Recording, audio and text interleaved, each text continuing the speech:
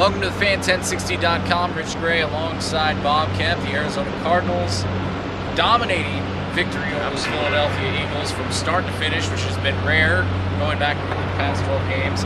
But they're 3-0 for the first time since 1974, and their first place sole possession in the NFC West. I was a junior in high school in 1974.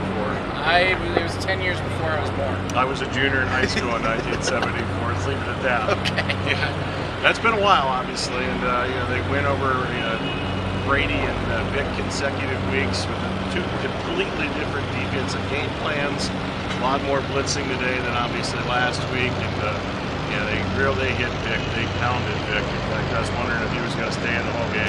Yeah, it was. That was a popular conversation on Twitter whether Nick Foles is going to see some action or not against the Cardinals. Homecoming. Yeah, homecoming for him. But he mentioned the defense. Two guys that really stood out in my mind, Kerry Rhodes, Daryl Washington. They both had stellar games against the Eagles. Absolutely, they did. And Rhodes, I think, was pretty modest in talking about team effort, but that's his best game as a Cardinal. He's had some good games, but that was obviously his best game, most impactful game. I think is probably the best term there.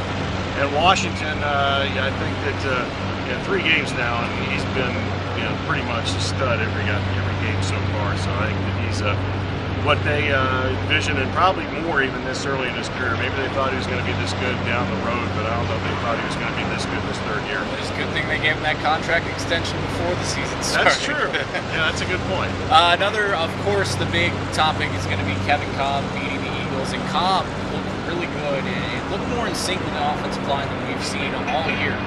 Yeah, well, I think maybe with the receivers. I think the offensive line, they had some issues. They had problems picking up blitz. They had problems, obviously, blocking the 2 defensive ends, or probably the 2 best defensive ends in one team, rushing the passer, at least in the league.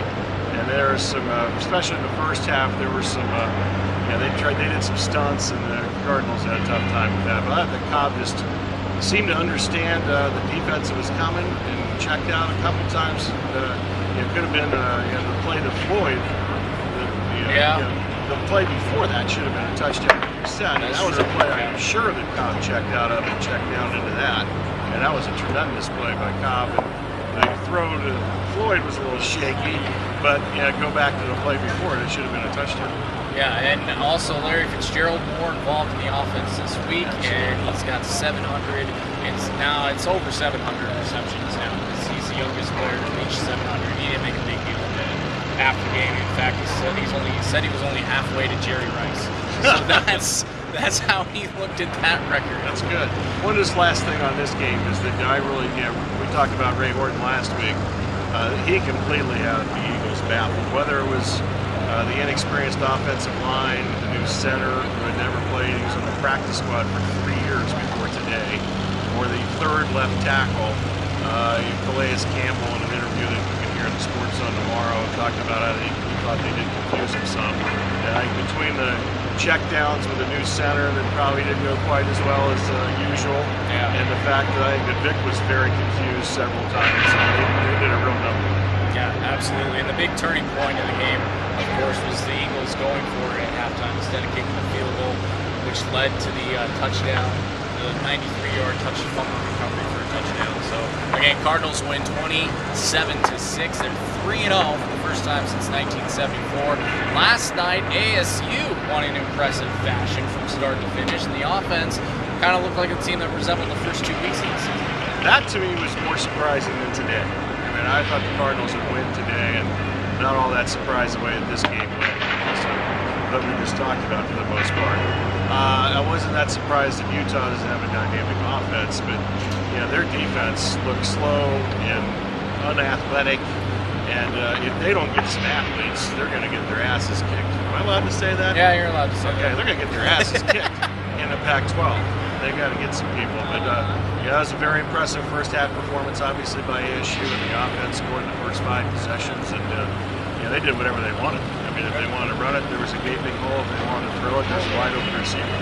Yeah, and it resembled really that Illinois game where they had just wide open. Utah's a much better defense than Illinois, and I think Utah was interested in the game. I don't think Illinois was interested in seeing their quarterback quit on.